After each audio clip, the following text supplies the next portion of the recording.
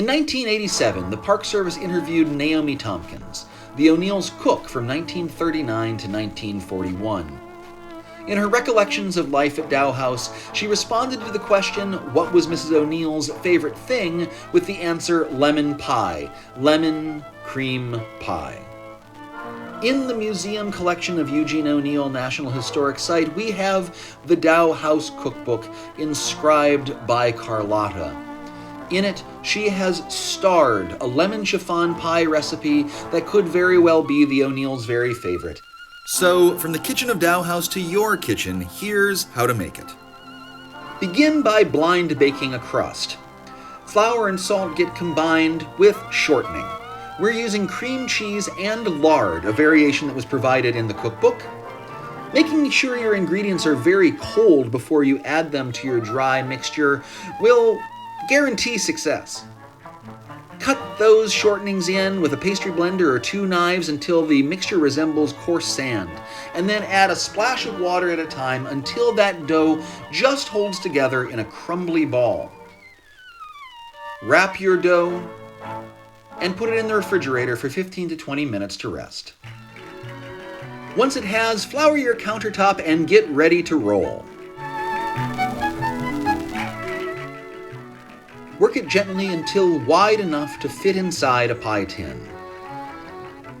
Cut off any excess. Fold it into the tin and crimp the edges until even Carlotta would approve. You'll need to weight your crust before baking, and we're using split peas. Dry beans or rice also work. Preheat your oven to 450 exactly, and then bake until golden brown, 12 to 15 minutes. The filling begins with our old friend powdered gelatin. Soften it in some water, and add it to 4 separated egg yolks. Save the egg whites for later. A cup of sugar, and just a half teaspoon of salt. 6 tablespoons of lemon juice will cut the richness. And mix everything together until less grainy.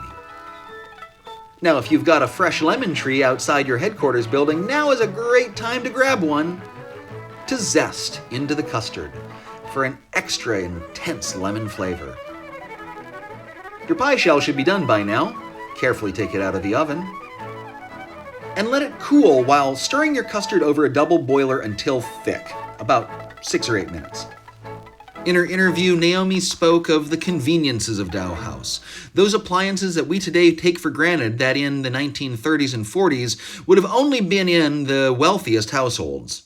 The second voice is the O'Neill's driver, Herbert Freeman. She had a big mixer set. Yeah. Oh, yeah. Yeah. KitchenAid. Oh, that's right. You remember good. I always wanted one because that was a wonderful one. Well, you should have tried that. We don't have a KitchenAid mixer either, so getting those egg whites into stiff peaks might require a friend. But with some time and hard work, like all things, they will form. Gently fold your thickened custard into the beaten egg whites, taking care not to knock out the air that you've worked so hard to put in, until everything is perfectly silky. Pour your filling into the pre-baked pie shell. Clean up your work. And into the refrigerator it goes to set.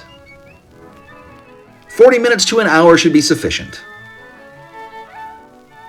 When firm, top with fresh whipped cream, candied lemon slices, and garnish with lemon leaves.